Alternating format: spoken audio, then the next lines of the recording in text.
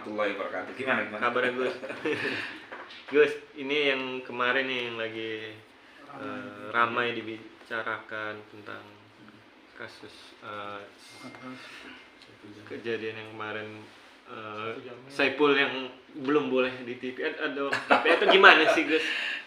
Bang Saiful Jamil ya? Betul. Ya, kalau nggak boleh di TV ya di latar, bisa kan, di kampung-kampung bisa kan gitu kan. memang untuk hidup itu apakah harus ditelevisikan? Enggak kan? Itu kalau bisa masuk TV alhamdulillah, kalau nggak bisa masuk ya alhamdulillah. Yang penting terus dan jangan lelah untuk berbuat baik, gitu aja. Nah, yang ditanyakan teman-teman itu kan kalau wawancara kemarin kan tentang KPI itu.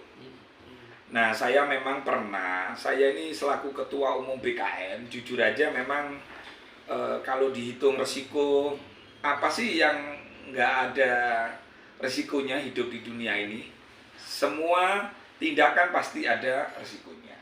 Karena Gus Dur itu mengajarkan tentang kemanusiaan, jadi itu yang kami nomor satukan. Jadi ketika Bang Saiful Jamil menemui saya, lalu kemudian menceritakan, sampai detik ini belum bisa tampil di televisi dulu, akhirnya ya saya dengarkan lah cerita. Karena BKN ini selain ngurusi orang-orang yang sumpek, kadang-kadang juga ngurusi janda yang punya masalah, kadang-kadang ada urusan tanah yang berhadapan dengan mafia tanah. Pokoknya semua akan kita urus selama cerita itu benar, cerita itu bukan ngarang-ngarang. Nah, akhirnya ceritalah Saiful berserta Bang Ipul sama keluarganya cerita.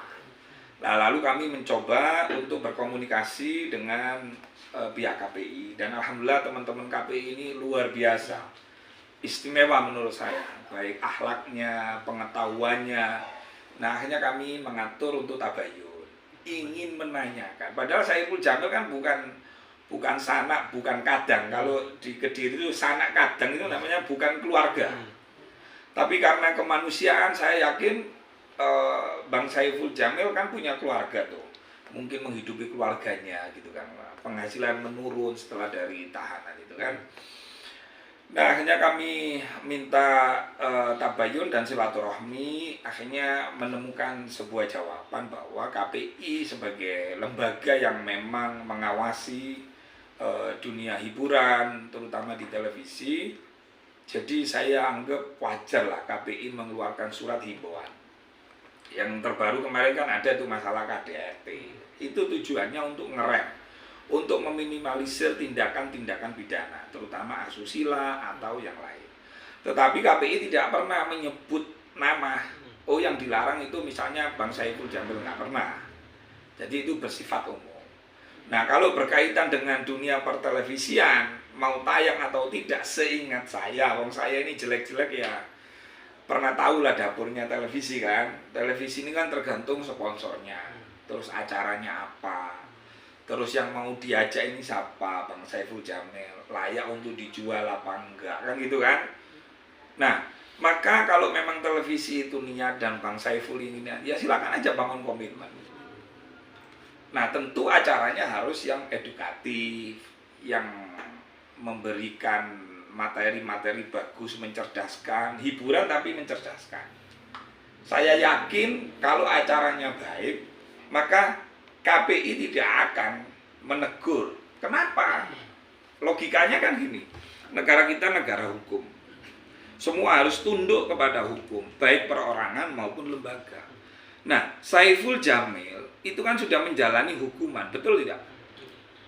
Nah, orang kalau sudah menjalani hukuman, Allah yang maha kuasa, Allah yang maha segalanya aja, kalau ada orang yang super bejat, lalu dia istighfar, bertobat kepada Allah, dan merubah perilakunya, Allah menerima. Lah kenapa kita yang bentuknya manusia kok nggak bisa menerima itu, gitu loh maksud saya. Nah, semua tergantung televisinya sih, televisi sama Bang Ipul gimana itu. Tapi kalau misalnya kemarin kan, Gus kira-kira bisa nggak ya KPI mengeluarkan surat kepada televisi? Oh boleh, menayangkan Saiful. Ya nggak mungkin lah KPI mengeluarkan surat. Wong KPI nggak pernah mengeluarkan surat larangan kepada person kan itu. gitu loh.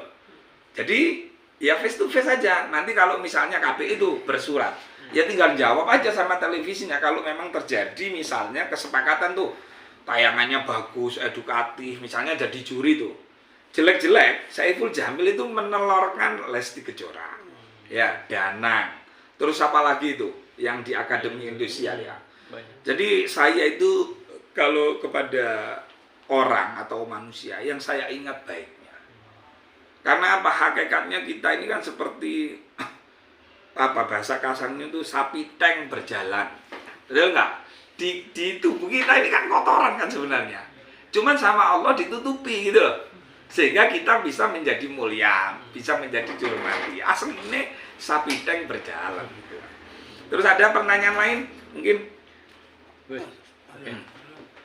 Iya, terus mungkin solusinya yang terbaik mungkin ada acuan nggak KPI sebenarnya batasan waktunya kira-kira nanti Saiful akan tampil berapa bulan untuk berikan kepastian bagi Saiful untuk mencari nafkah, apalagi dia menghidupi keluarga. Bukan, masalahnya KPI ini kan himbauannya bersifat umum dan itu berlaku umum, gitu kan.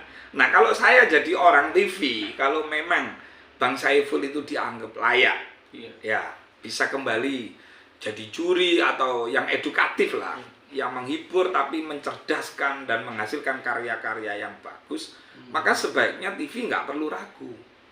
Kalau misalnya disurati terus kalau ada serangan dari netizen, wong kita nggak ngapa-ngapain itu loh, namanya netizen itu, ya itu jadikan pupuk gitu loh. Saya tanya deh, pohon yang indah, tumbuh-tumbuhan yang indah, terus padi yang bagus itu, dia tumbuh itu dari mana? Dari kotoran, dari pupuk. Nah kalau kita ini sumpek karena netizen, TV juga takut karena netizen, nggak selesai-selesai akhirnya nggak ada karya. Nah misalnya tuh KPI menyurati misalnya, menegur kok nayangkan saya, ya dijawab gitu loh, sama televisi dijawab. Loh saya ya dijawabnya anu aja sesuai hukum. Loh tayangan saya menayangkan Saiful yang sekarang itu acaranya misalnya tuh tentang penjurian, tentang host, bukan adegan-adegan yang mesum misalnya, bukan adegan. Loh apa salahnya di tayangan ini? Toh Saiful, ya disampaikan, Saiful kan sudah menjalani hukuman, dia sudah menjalani, termasuk orang yang taat hukum, berarti kan itu kan dijawab itu, gitu loh. Nah jadi ketika ada, ya, jangan takut dengan konflik. Saya sering kali ya ketemu dengan orang-orang yang berkonflik, itu malah jadi keluarga, jadi hal-hal yang positif. Nah termasuk, loh Gus ini dapat apa sih dari Saiful? Ini wallahi billahi wallahi demi Allah, 1% pun tidak. Saiful Jamil, ini denger ini saya ngomong gitu loh, biar nggak timbul fitnah aneh-aneh gitu kan. Karena memang BKN, Barisan Kesatria Nusantara ini lahir satu untuk kemanusiaan, yang kedua untuk mari kita jaga, kita rawat Indonesia yang hebat ini. Sampai saya pernah uji coba tuh, saya nggak percaya ini Saiful bisa diterima masyarakat. Saya ngadain Pak audisi mencari bintang dangdut. Saya datangkan Dina Lorenza. Cuman karena waktunya nggak bisa berbarengan, akhirnya Dina Lorenza datang.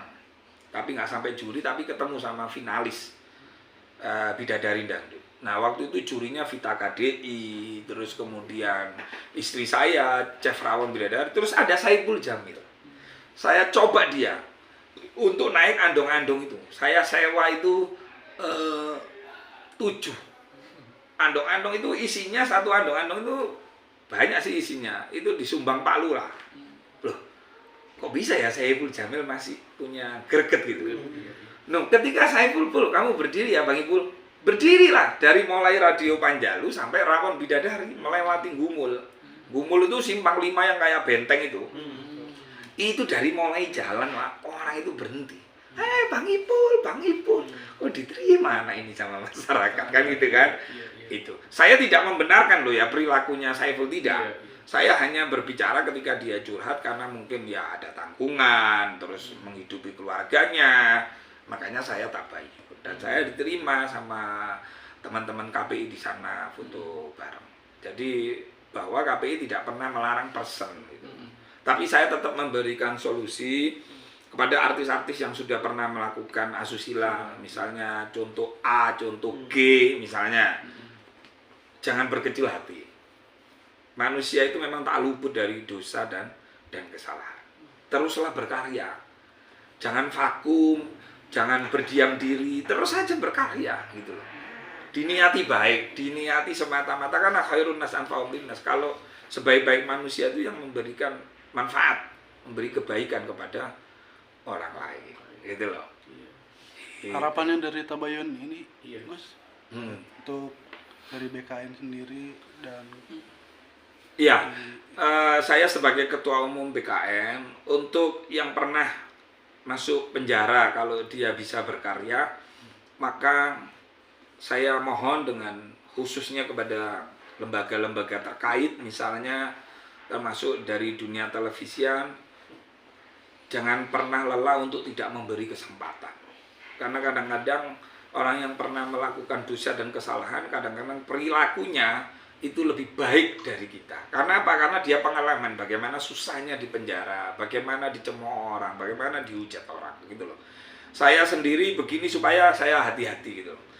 Saya sebenarnya resiko loh, ketua umum BKN, bakul rawon bidadari, kok membela orang yang begini begono. Loh, kalau orang itu tidak menjalani hukuman, lari dari tanggung jawab misalnya, ya nggak mungkin lah saya membantu mencarikan solusi. Jadi tujuannya kita itu mencari solusi.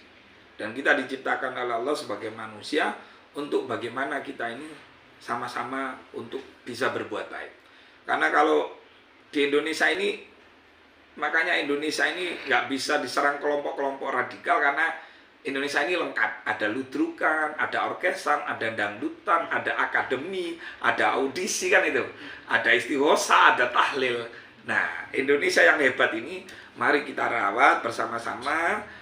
Yang jadi artis, jadilah artis, terutama jangan lupa sama teman-teman wartawan. Kadang-kadang artis itu sudah terkenal, sudah besar, bayarannya malah lupa sama wartawan. Ini saya sering kali dapat curhat sama teman-teman wartawan. Ini nggak boleh ini ya. Kalau ada rezeki ya disisihkan ya. Itu karena bagian dari ibadah. Ya. Siap. Ya itu ya. Oke, makasih Terima Gus. kasih Gus. Oke. Mantap. Saya tambah satu lagi.